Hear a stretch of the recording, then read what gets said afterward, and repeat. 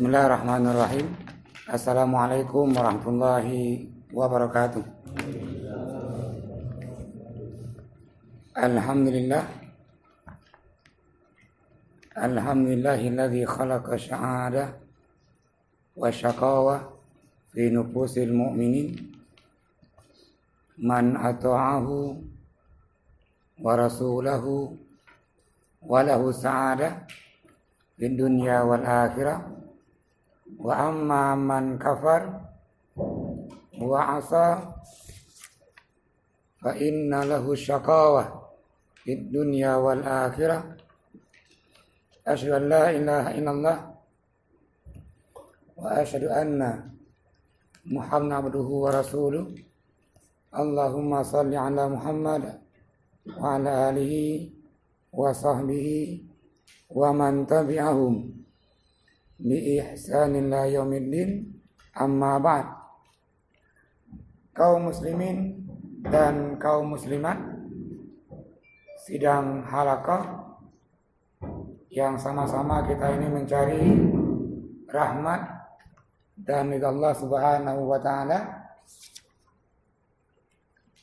Dalam sebuah hadis Rasul sampaikan bahwa man amila amalan, orang-orang yang beribadah, orang-orang yang beramal, min ghairi ilmin ya'mal, tanpa ilmu dia amalkan, fa amaluhu mardud, maka ibadah orang itu ditolak.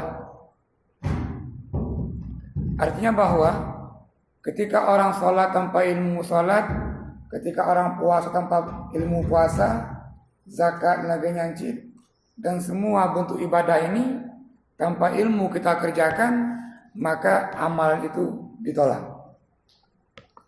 Oleh karenanya agama kita ini menempatkan bahwa setiap muslim hukumnya fardu ain menuntut ilmu. Kalau kita meyakini bahwa sembahyang itu fardu ain atau wajib, maka juga damita ilmi hukumnya sama. Maka ketika tempuh jalan ini yang Allah ridhai ini, Allah pun juga enggak sia-sia akan berikan dia pahala-pahalanya. Yang paling pokok adalah setiap muslim wajib menuntut ilmu.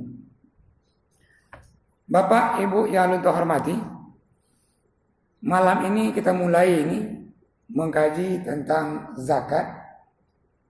Ini perlu kita kaji. Kenapa? Zakat sangat berhubungan dengan kehidupan di hari akhirat. Yang sempurna zakatnya, maka Allah amankan dia di hari akhirat. Namun sebaliknya, yang orang kena zakat gak mau bayar zakat, dunia dia sengsara dan bahkan di akhirat. Maka malam hari ini, karena ini sebagai mukadimah tadi, kita akan memahami awal ini ta'rif, definisi zakat itu apa, kapan ini diwajibkan, dan terus bagaimana hukumnya, hukum zakat itu, apa hikmah zakat, baik bagi yang memberikan maupun yang menerima, nanti bagaimana hukumannya bagi orang-orang yang gak mau bayar zakat. Ini kajian kita. Dan kita belum masuk ke zakat buah-buahan, zakat padi, zakat atau kita belum masuk ini malam hari ini. Kita paham dulu sebagai pengantar tentang zakat. Baiklah Bapak Ibu yang terhormati, bahasa zakat ini sudah hal yang sering terdengar. Ayo dengar, zakat. Namun zakat itu dari bahasa Arab. Ketika orang baca Quran, qad aflaha man zakkaha, maka berbahagialah, beruntunglah orang-orang yang mensucikan jiwanya. Maka zakatun dari kata dia zakah itu, zakah. Maka zakat secara bahasa dia bermakna yang pertama an-numu wa ziyadah. Apa an-nama tumbuh atau bertambah. Kalau begitu orang-orang yang berzakat maka hartanya akan terus bertambah. Jadi hartanya bukan berkurang, namun hartanya terus bertambah. Yang kedua, al-barakah wal katsirah. Dengan dia melakukan zakat tadi, harta yang tinggal ini berkah. Apa itu berkah? Bertambahnya kebaikan. Mungkin dengan nominal yang sama, jumlah yang sama, kalau dia berkah, bertambah dia kebaikan-kebaikan. Itu dia berkah. Maka secara bahasa, zakat itu dia berkembang, tumbuh, dan yang kedua dia mendatangkan berkah. Kenapa datangkan berkah tadi? Karena dia bersih. Maka orang akan sehat selalu kalau dia bersih. Tumbuh-tumbuhan akan tumbuh dia karena dia bersih. Coba tengok pohon rambutan yang ada dia daun yang tumbuh juga di dahan rambutan itu. Benalu. Benalu ini kan juga makan, dia makannya rambutan juga. Kalau kita singkirkan benalu ini, maka pohon ini lambat laun akan berkurang daunnya dan terus berujung mati dahannya. Ini kan contoh. Maka batang pohon rambutan tadi akan tumbuh besar dan berbuah kalau dia bersih dari benalu. Begitupun juga dengan zakat. Ketika orang makan nasi, enggak semua makan ini makanan itu jadi daging, tumbuh.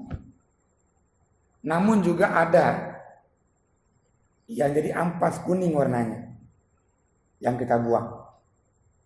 Kalau kita buang ini, maka lambungnya akan sakit.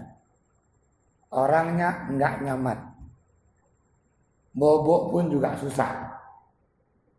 Karena perut penuh tanpa dibuang. Maka tadi zakat ini sebagai perumpamaannya mesti kita keluarkan supaya apa? Hartanya sehat, orangnya sehat. Selanjutnya, kalau kita tengok ini definisi apa itu zakat. Kita ini memberikan definisi al-akhdhu syai'in makhsus min malin makhsus ala awsafin makhsusah li ta'ifah makhsusah. Harta yang khusus yang diambil atau harta khusus yang dikeluarkan.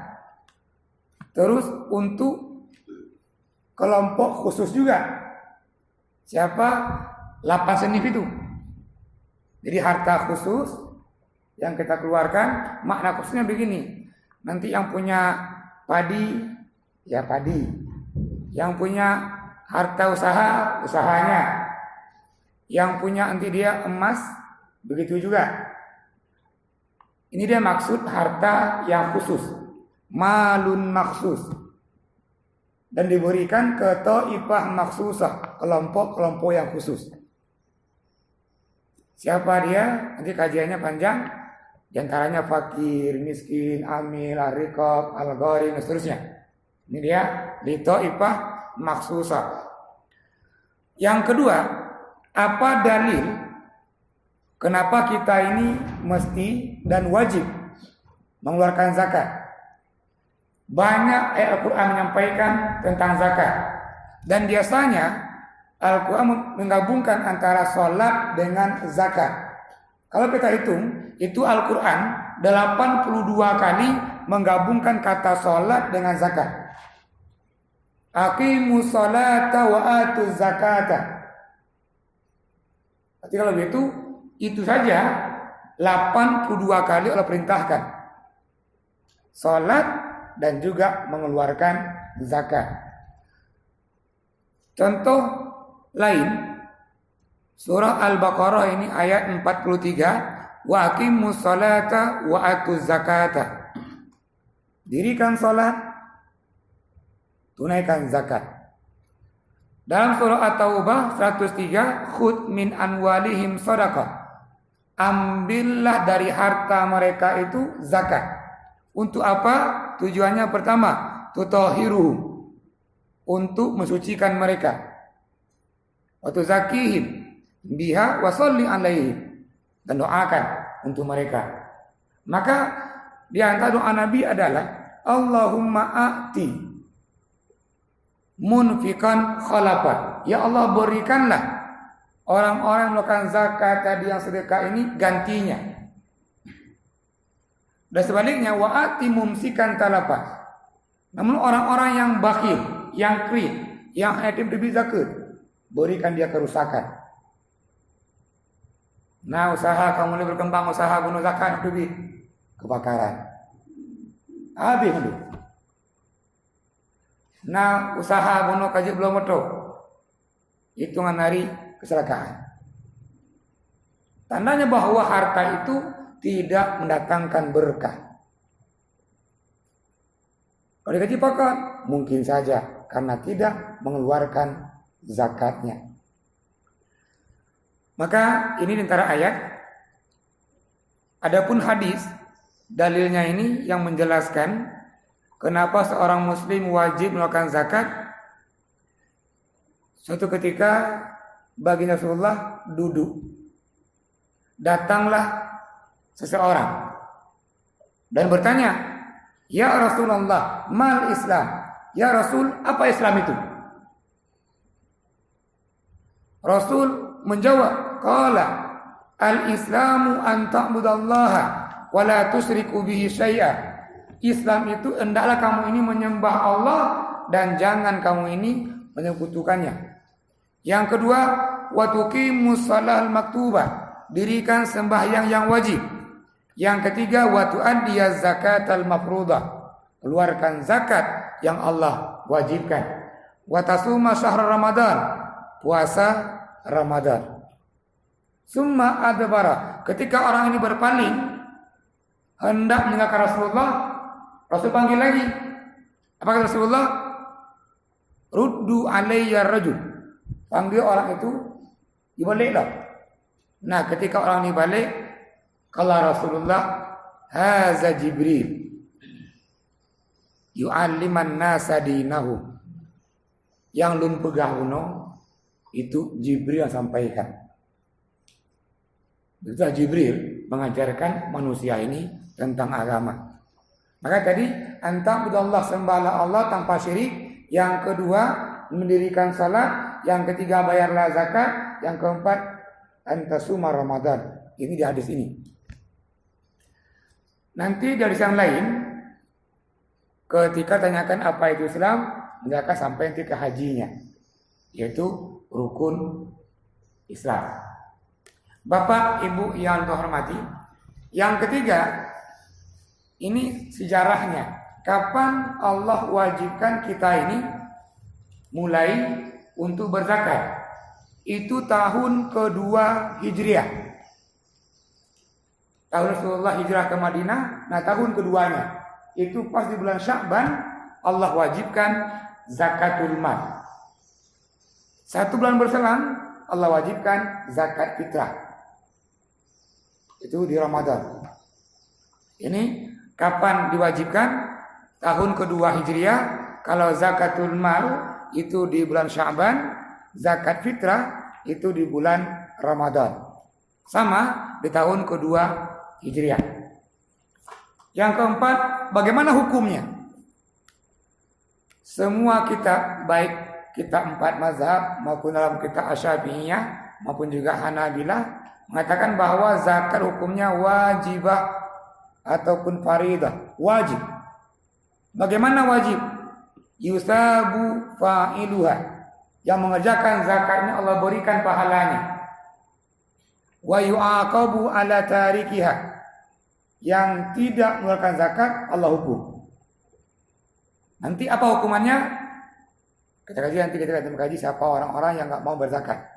Bagaimana hukumannya?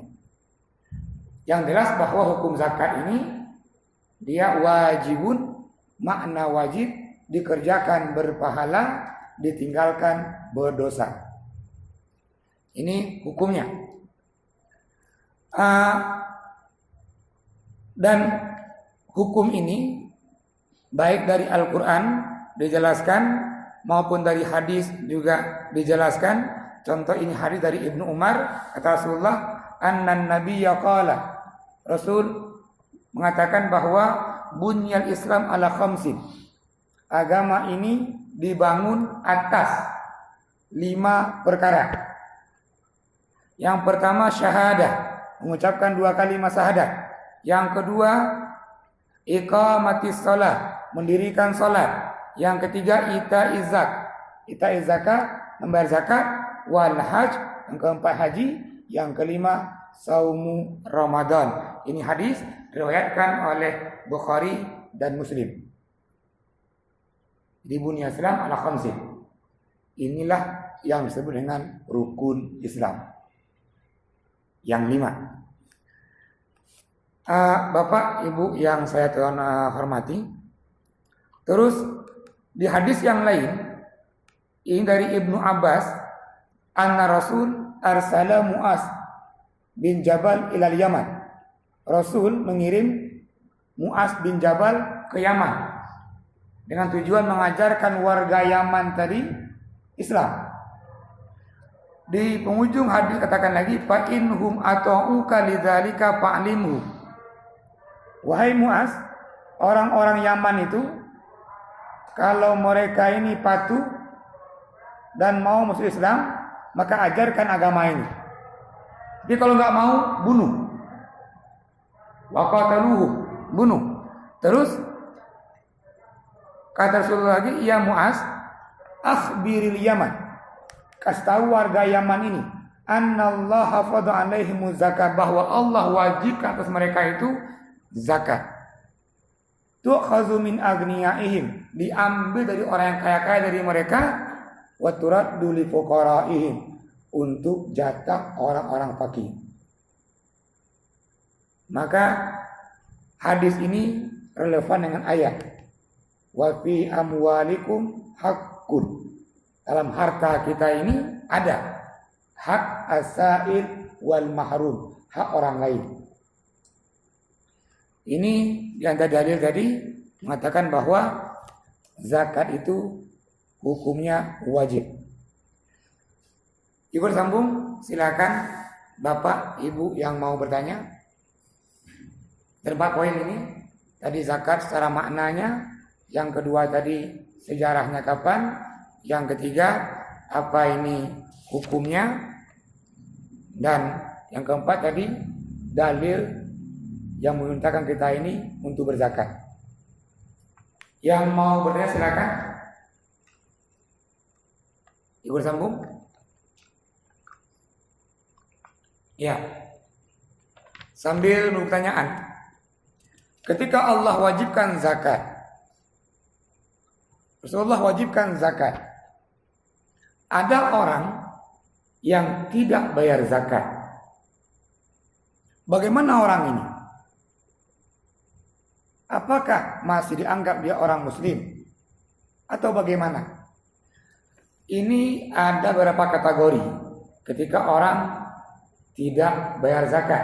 Yang pertama, kalau orang tidak bayar zakat karena nggak tahu atau belum sampai ilmunya ke dia bahwa itu wajib, maka orang ini diperintahkan untuk belajar tentang zakat, kemudian mengeluarkan zakat.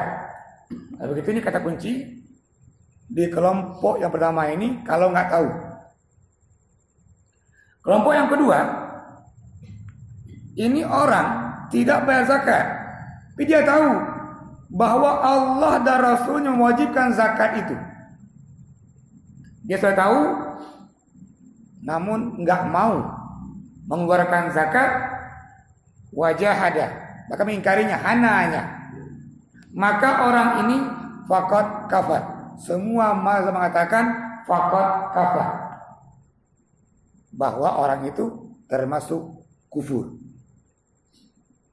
Dia tahu Allah perintahkan, sudah perintahkan, namun dia keras kepala. Berkeruh-keruh dulu, hananya.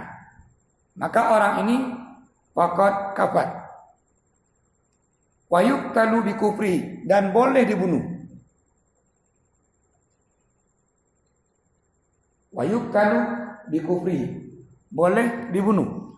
Kama yuqtalu al-murtadu ba'da istitabah. Seperti boleh membunuh orang yang murtad sama yang enggak mau berzakat tadi. Terus kenapa boleh dibunuh? Kan pertanyaannya nih. Pokok boleh dibunuh. Sambungannya, fa innahu qad jahada wujubaha ba'da al-i'tirafi biha wa qad kazzaballaha ta'ala wa rasulah. Karena orang itu mengingkari Allah dan Rasulnya. Dibolehkan dia dibunuh karena mengingkari Allah dan Rasulnya. Maka menarik ketika diangkat khalifah pertama Abu Bakar setelah meninggal Rasulullah ini di tahun 11 Hijriah, Umar datang ke Abu Bakar. Kata Umar, "Ya Abu Bakar, kaifa tu'allimad din? Bagaimana engkau ini mengajarkan agama ini?"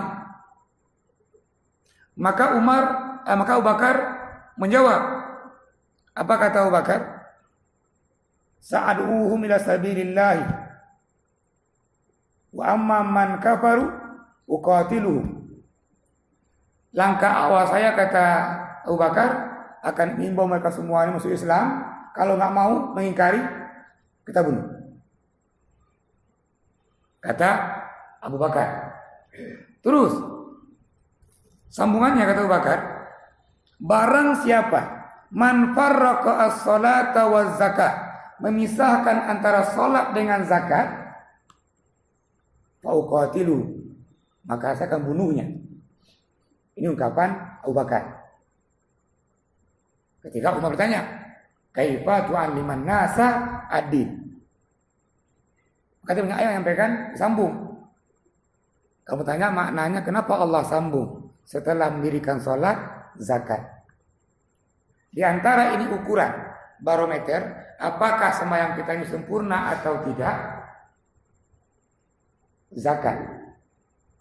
Kalau begitu orang-orang yang mengeluarkan zakat adalah orang-orang yang sempurna sholatnya. Ada orang itu sholat, zakat keluarkan, tanda bahwa sembahyangnya belum sempurna. Ini di antara makna kenapa Allah gabungkan antara mendirikan sholat dengan mengeluarkan zakat. Kata Imam Nawawi, man angkara fardhu zakati fi hazil azman kana kafiran bi ijma'il muslimin.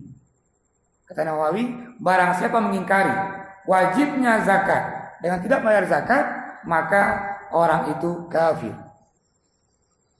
Juga Ibnu Hajar Al-Asqalani menyampaikan hal yang sama. Yang tidak makan zakat faqad kafar.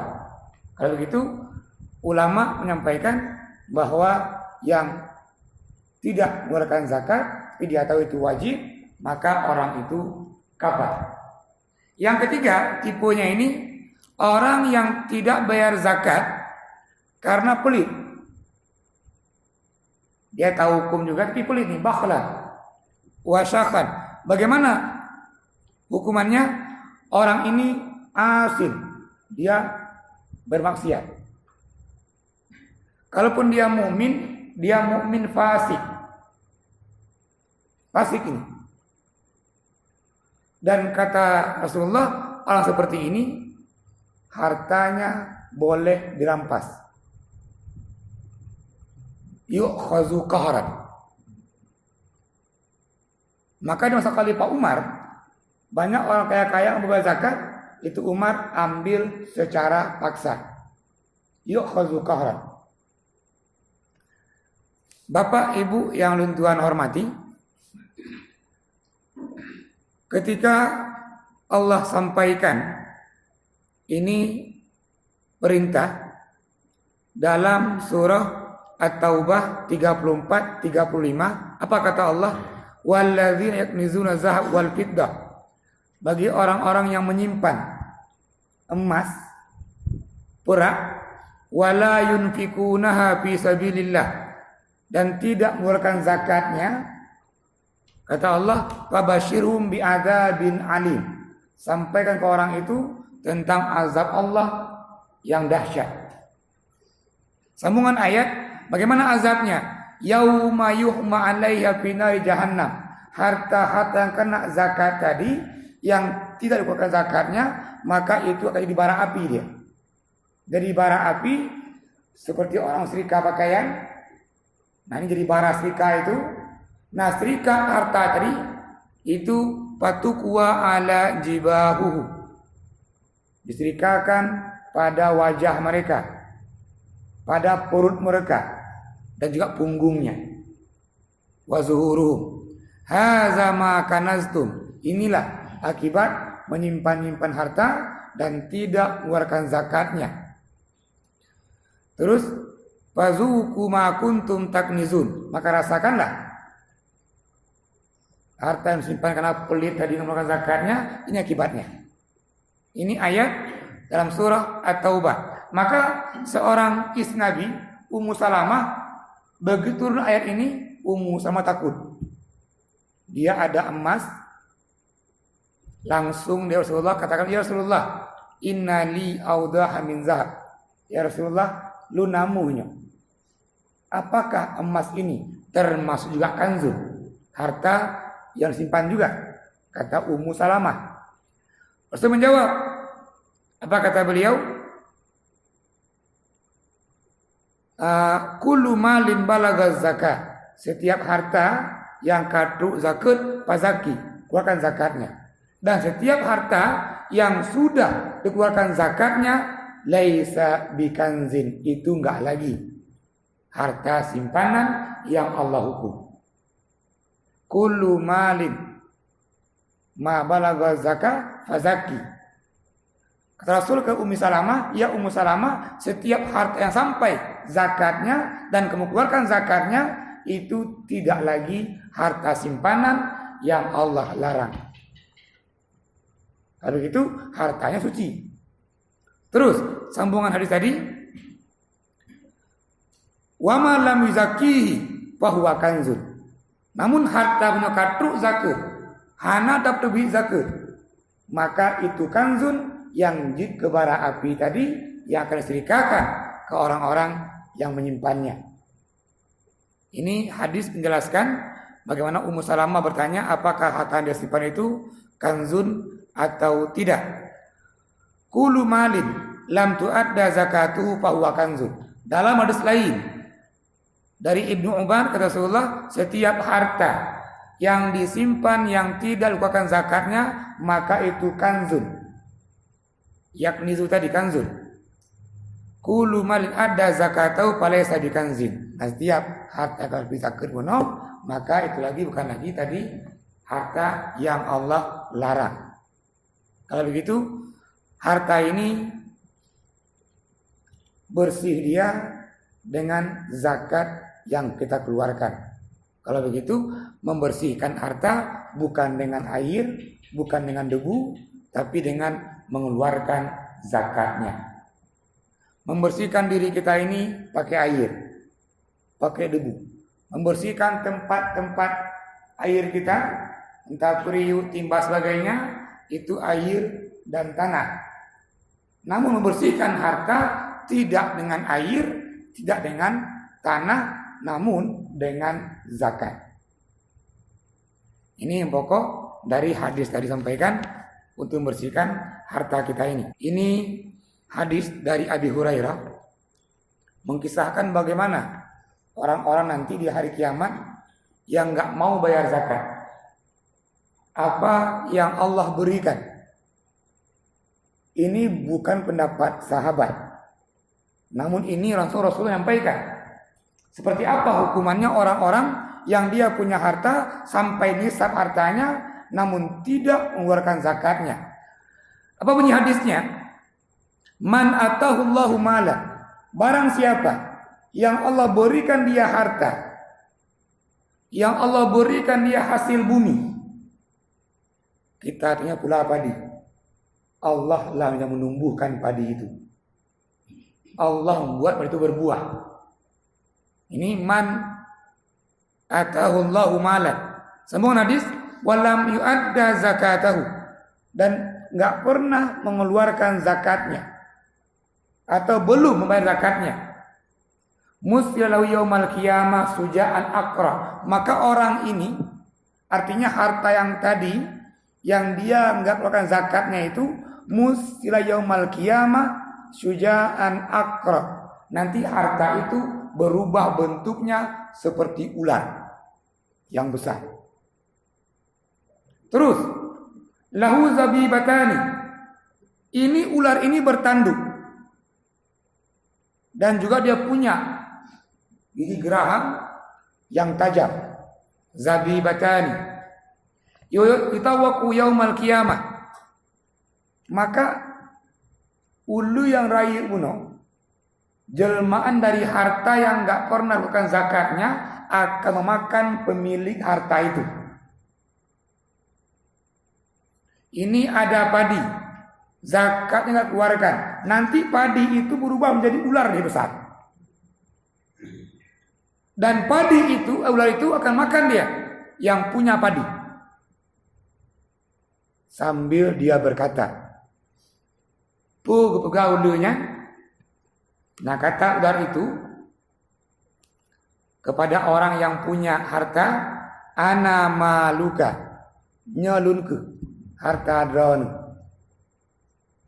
wa ana kanzuka, nyalun yang drone gebah-gebah barakah, zakat anak pedubit. Maka semakin banyak hartanya yang tidak dikeluarkan zakatnya, semakin besar ularnya yang akan makan orang tadi yang tidak mau membayar zakat. Nanti juga lanjutkan, sumatala, ular ini membaca ayat. Apa yang dibaca? Wala yahsabanna alladzina yabkhaluna bima atahumullahu min fadli huwa khairun lahum.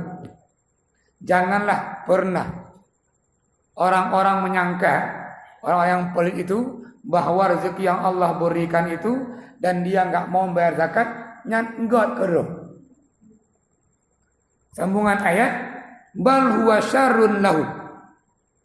Namun harta yang tidak zakat dikeluarkan tadi itu buruk bagi orang itu.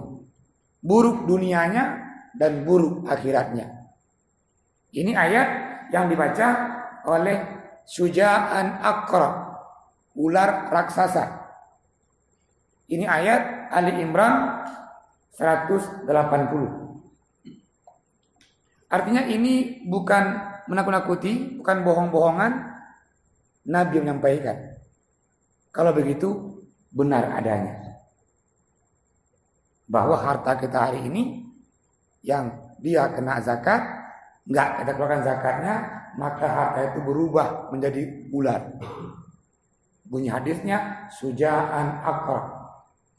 Dan ular itu lahu zabibatani, dia punya taring yang tajam dan makan, melilit lehernya, yutawaqqa melilit leher orang yang tadi itu, mencekik lehernya dan makan orang itu.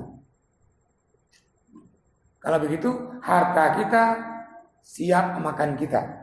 Kalau itu hartanya tidak dikeluarkan zakatnya. Yang tapajo ronyo ente gepajo danyo. Ini hukuman bagi orang-orang yang pelit. Artinya enggak mau mengeluarkan zakatnya. Makanya kata Umar bin Khattab, man lam tukhadhu zakat tukhadhu qahran. Yang enggak mau mengeluarkan zakat, maka zakatnya mesti diambil secara paksa. Supaya apa? Orang itu enggak dimakan oleh ular. Syuja'an Aqra di pada hari akhiratnya. Silakan Bapak, Ibu yang mau bertanya. Silakan. Jadi kita jangan jadi kurang kapal dunia dan purpen hingga tujuh. Yang tak boleh.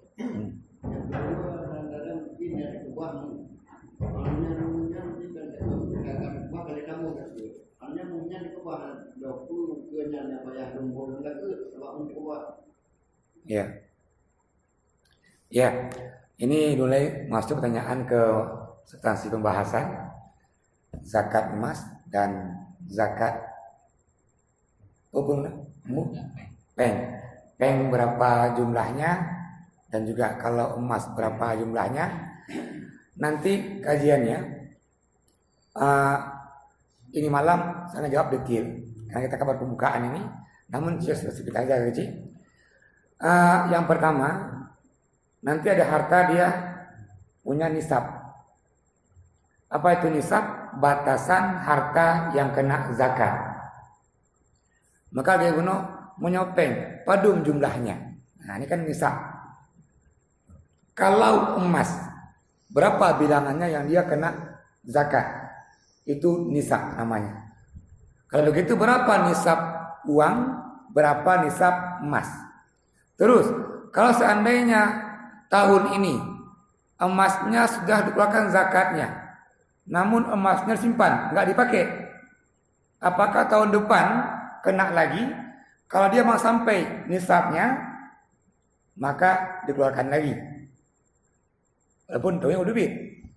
Tapi jikalau dia emas dipakai, bukan disimpan, maka emas itu tidak kena zakat. Pakai lamu 60 mayam bajaro, 60 mayam bajaro, 20 mayam pakai aja saja kan, itu dia nggak kena zakat. Namun kita gebahnya dia kena, gitu kan. Namun sih ini kita bahas detailnya berapa jumlahnya nisab dari emas dan berapa nisab rupiah atau uang. Terima kasih sih. Silakan yang mau bertanya.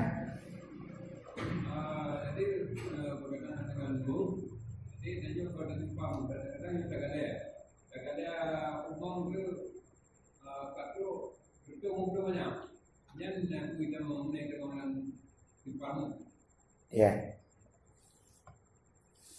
Tapi ini agak nggak logis. Digadaikan 150 mayam untuk sepetak tanah. Terbalik. Oh, nah berdua beda mungkin ya.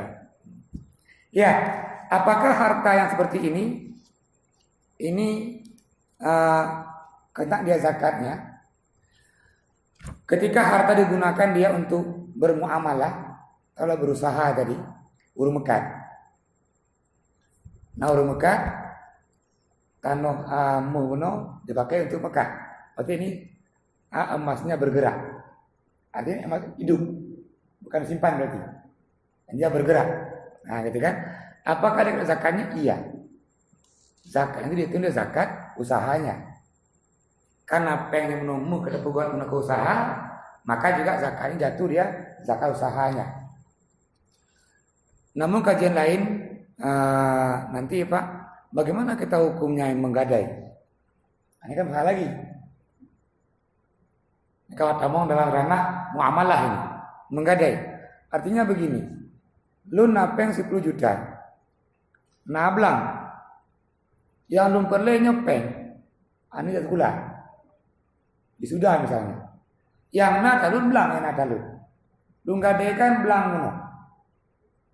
Untuk copeng 10 juta. Yang pertama dipaham dulu apa dia makna gadai. Gadai adalah jaminan. Gadai adalah jaminan. Ketika orang pinjam uang 10 juta, tanah sawahnya ini sebagai jaminan. Seandainya punya pelung deh, natano tamat. Menyogado hurufnya, natano tamat. Namun sawah ini tetap punya orang pertama. Sawah bukan punya orang jupeng. Sawahnya punya hak penuh milik orang pertama. Dia kerjakan seperti biasa. Namun kan bukan punya orang yang dijupeng. Termasuk hasilnya. Hasil sawah itu punya orang yang punya sawah. Utang ro buno 10 juta. Menyogo nyamplung. Maka orang yang popeng buno gemak sebagai jaminan. Namun bagaimana hukumnya? Ketika orang menggadaikan sawahnya tadi, hasil sawahnya sebagian ke orang yang gejupeng. 3 panen, 2 panen, bahkan puluhan tahun panen. Kalau kita hitung mungkin dengan panen pedunggo buno ke puluhan tahun, peng yang dipinjam kalau nah pada yang hitungan berupa padin taju. Namun apa yang terjadi? Utang peng tetap 10 juta. Yang padian taju mana kira? Bukankah begitu? Yang mana? Kalau seperti itu namanya. Dalam bermuamalah kita ini nggak dibolehkan jikalau ada mengandung unsur yang pertama adalah riba. Yang kedua ada unsur penzoliman. Yang ketiga ada unsur penipuan. Yang keempat ada unsur dia pemaksaan. Yang terakhir ada unsur dia judi. Sekarang begini, apakah gadai ada dalam Islam? Ada. Surah Al-Baqarah panjang menjelaskan. 1 halaman itu. Idza tadayantum bidaini liyaktub bainakum katibun bil adl. Menyodronya nak mengutang, maka hendaklah tulis dan saksi. Supaya apa ini? Enggak timbul masalah di kemudian hari. Monyo hendak tulis. Tak sekian orangnya. Kalau ini sekian. Kalau sekian hai. Nah kan debat di ujungnya. Sambung ayat tadi, ujung ayat tadi, pertengahannya ini bunyi ayat fa illam tajidu katiban. Kalau enggak menemukan tukang tulis, farihanun makbudah, maka penggadaian dibolehkan. Dalam bahasa agama dia pikirnya ini muamalahnya ar-rahan. Farihan makbudah. Rasul mencontohkan, pernah Rasul menggadaikan baju perangnya itu ke orang Yahudi Madinah. Yahudi loh malahan. Rasul hendak mepeng watenya, Rasul gadaikan baju perangnya untuk membeli makanan. Waktu Rasul kana peng, Rasul bayar jumlah berapa makanan yang dia ambil dan baju perangnya dari Rasul. Ini contoh Rasul mengamalkan tadi gadai.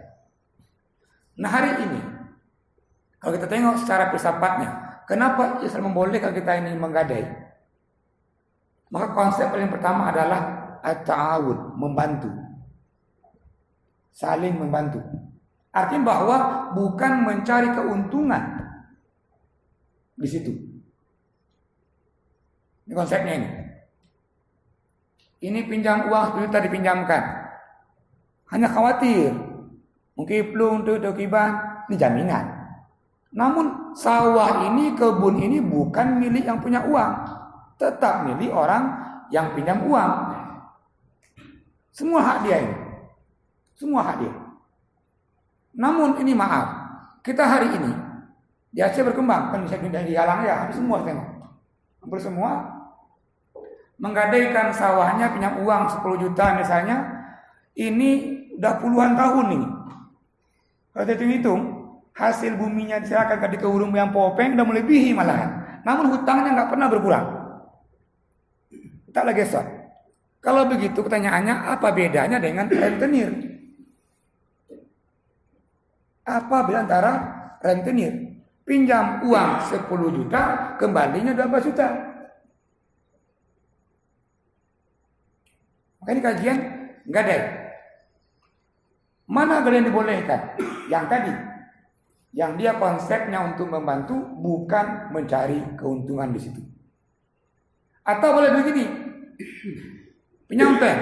Nyo bilang, kamu nguri yang pinjam pen. Kamu uangnya nanti hasil diserahkan ke yang popeng. Dia itu. Panen pertama sekian, panen kedua sekian. Kasihkan ke panen bono, kasih peng. gue pegang, nya utang dong kalau nah, itu boleh. Yang dong pinjam, kalau nah dengan hasil bumi yang donju. Namun kita masalah hari ini, hasil bumi diambil terus, sementara utangnya nggak berkurang, utang lagi short. Ini masalah kita hari ini. Maka kalau ini kasusnya tadi, ini contoh muamalah yang diharamkan. Karena hasilnya melebihi terus. Ya macam orang ini ya berusaha cari keuntungan melalui proses ini. Nah, kita hari ini kaji ini bagaimana zakatnya. Kedua kita mulai temanya ini bagaimana zakat nanti hasil bumi dulu, hasil bumi dan seterusnya supaya apa lebih detail nanti. Yo malamnya, aku udah bahas loh, kamu jauh pembahasan. Jadi bukan kamu jawab, artinya nanti tentang zakat ini kita akan bahas lebih detail. Bakal lebih detail lagi benar. Sampai harta kita ini menjadi ular raksasa yang siap makan kita ini.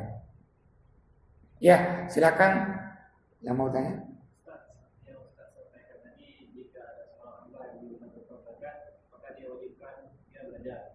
Kemudian ia belajar karena ia takut sholatnya yang tahun lalu tidak sempurna, maka bolehkah ia menggantikan zakat tentang tadi dengan kami digabung? Oh, ya, ini sangat menarik. Dua hal di sini ini, yang tinggal, zakat yang tinggal, sembahyang yang tinggal. Ya saya tangkap. Sembahyang yang tinggal, boleh nggak diganti? Ini kan dalam bahasa agama atau fikihnya dia qada, mengqada sholat.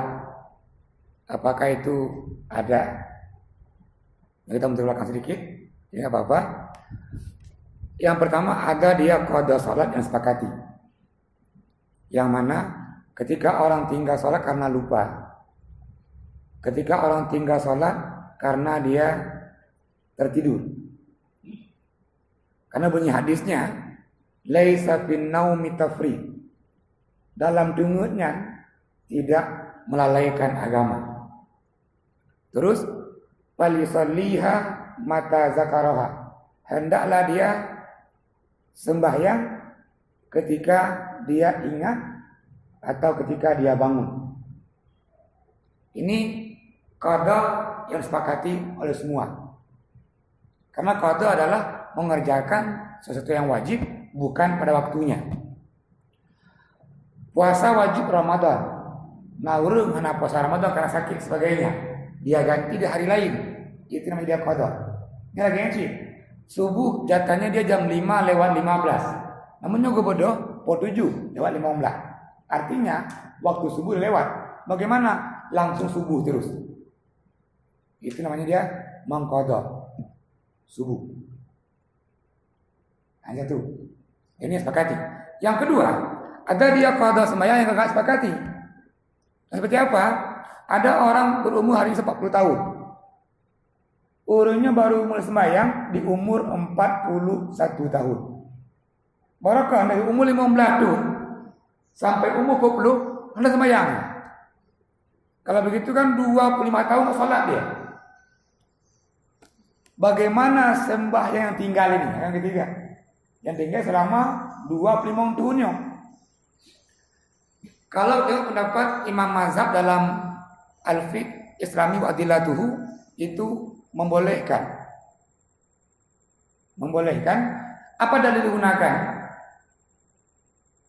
Dainun 'alallah aula an tuqda. Utang kepada Allah harus dibayar. Ini dalil yang digunakan oleh Imam Mazhab dalam Al-Mu'tamad, dalam Al-Fiqh Islami wa Adillatuhu. Namun yang menarik, ketika Ibnu Taimiyah memberikan pendapat dikutip oleh Syekh Sabit dalam Fiqh Sunnah. Yang pertama, pendapat Ibnu Taimiyah tidak ada. Bahkan tidak ada Yang pertama alasan beliau adalah inna sholata kana 'alal kitaban mauquta. Sembahyangnya nawade. Dan agama ini waktu-waktunya dia. Yang kedua dalil Ibnu Taimiyah yang dikutip oleh Syekh Sabit adalah fawailul lil musallin, yang mengulur sembahyang mantong dihukum. Sembahyang subuh bunuh po 5 lewat 15 misalnya. Sembahyang banyak. Karak-karak pona. Atau zuhur po 12.55. Besok luhur boleh misalnya. Ini dalam ayat ini termasuk orang-orang yang dihukum atau wail. Terus kata Ibnu Taimiyah yang dikutip oleh Sabit tadi, setiap syariat yang tidak dicontohkan oleh para sahabat, pakon hana Rasulullah dan kubur, yang juga tidak ada dalam Al-Quran, maka itu syariat batilah, kata Ibnu Taimiyah. Terus bagaimana pendapat Ibnu Taimiyah tentang orang-orang yang sekian tahun nggak sembahyang? Dia ambil surah Maryam ayat 60 sebagai dalil. Apa bunyinya? Illa man taba wa amana wa amila shalihan. Kecuali orang-orang yang bertaubat, beriman dan perbanyak amal soleh. Kalau begitu Ibnu Taimiyah, orang yang kesekian detik hana sembahyang, maka hendaklah orang itu bertaubat dan dia perbanyak amal soleh. Yang kedua, ini orang yang zakat. Yang sembahyang. Ustaz, ini Ustaz, Ustaz sampaikan tadi kalau orang tak bayar zakat, sholatnya tidak sempurna. Maksudnya karena ia takut sholatnya tahun lalu tidak sempurna, maka ia pengen bayar zakat di tahun lalu. Oh iya, ayat. Ya, terima kasih. Ini kalau begitu, bagaimana hukumnya mengqadha zakat? Ini kan mengqadha salat tadi. Benar mengqadha salat. Nya mengqadha zakat. Artinya zakat tahun lalu semestinya dibayar tahun lalu waktunya. Namun kadang-kadang debu. Situn, 2 tun, letun, putun, gedepu 5 tun kan. Tahu dia tahun 2018. Zakat hana gepedubi tahun 2015. Bagaimana orang ini? Ini tepat sekali. Maka semua mazhab mengatakan lazimahu ikhraju zakat an jami'i sanawat al-madiyah. Ini bahasa kitabnya. Saya kasih garis kuning yang pokok tadi ini. Maka orang itu wajib mengeluarkan zakatnya di tahun yang tinggal. Ini bunyi kitab. Sawaun alima wujubaz zakati amla. Sawaun kana fi dari Islam atau fi dari harbi. Artinya zakat yang tertinggal sebelumnya itu karena enggak tahu. Nah begitu kan? Maka orang ini membayar zakatnya ketika dia tahu. Kalau begitu istilahnya ini qada'uz zakat. Boleh kita mengqadha zakat? Iya. Kamu lagi wajib. Wajib mengqadha zakat untuk zakat yang belum terbayar sebelumnya. Ini matan kitabnya lazimahu ikhrajuhu li sanawat al-madiyah. Wajib bagi dia mengeluarkan zakatnya untuk tahun-tahun sebelumnya yang belum dikeluarkan zakatnya. Kira-kira. Ya, terima kasih. Yang lain yang mau bertanya silakan. Neo nhiều cái gì mưa đã cứ được cái cái buah-buahan itu đã cứ được cứ đã cứ dari minyak kayu đã cứ được tapi belum nyuruh jangan dia lampu dia rumah dia dia makannya dia lampu dia rumah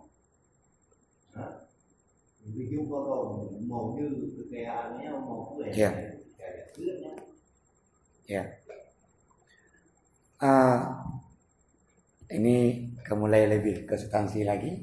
Terima kasih Pak Keci. Apakah orang yang punya harta melimpah tadi, mungkin dia nggak ke sawah, namun belangro uriangmu. Mungkin dia nggak ke kebun, tapi kebun punya dia. Nah gitu ya. Apakah dia kena zakat? Iya. Urun juga kena zakat. Bagaimana hitungannya? Nanti hitung nih. Apa usaha dia? Apakah tanam-tanaman nanti? Atau lagi lain? Itu lain. Yang dia berkecimpung ke ini kan sawah. Nah orang punya perusahaan. Toko di Biren Tabo. Takengon 2 bo. Pelace 5 bo. Misalnya gitu kan. Di Siglina 2 bo. Apakah orang ini kena zakat? Iya. Tengok apa usahanya. Kalau nanti ini dia harta dia nih dalam usaha, maka zakat usaha. Zakat tijarah berarti 2,5. Yang lain kecil, ini orang ketika hidupnya kena zakat ya. Namun belum sempat dia bayar, meninggal dunia. Mati dia. Yugo hidup zakat. Namun ketika hidup dia emang udah kena zakat. Namun dia nggak pernah mengeluarkan. Dia tahu apakah orang ini juga wajib bayar zakat walaupun kabiumu. Maka kita menjawab, apa kata kita? Wa iza wajaba zakat wa tamakana min adaiha summa mata qabla ayu adiha lam taskut anhu bimautihi. Hukum wajibnya enggak gugur karena meninggalnya. Artinya zakatnya tetap dikeluarkan juga. Pertanyaannya, dari mana dikeluarkan? Yang biasa, begitu orang meninggal dunia, sebelum hartanya dibagi, itu namanya dia tirkah. Apa tirkah? Harta yang ditinggalkan. Maka zakat diambil dari tirkah itu.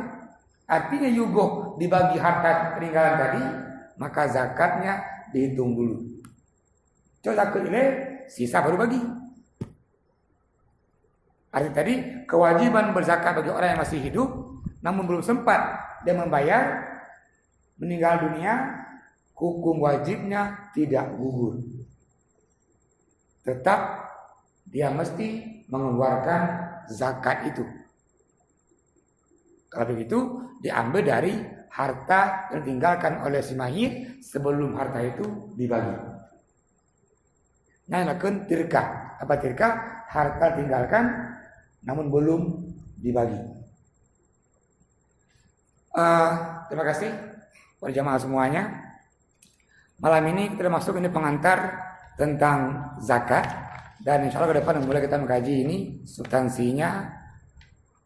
Artinya tadi zakat padi, zakatmu, dan seterusnya zakat usaha nanti berapa nisabnya, mana haul, padum haulnya, seterusnya nanti. Terima kasih banyak karena waktu sangat batasi kita. Mohon maaf atas segala kekurangan. Mari kita tutup dengan kafarah majelis.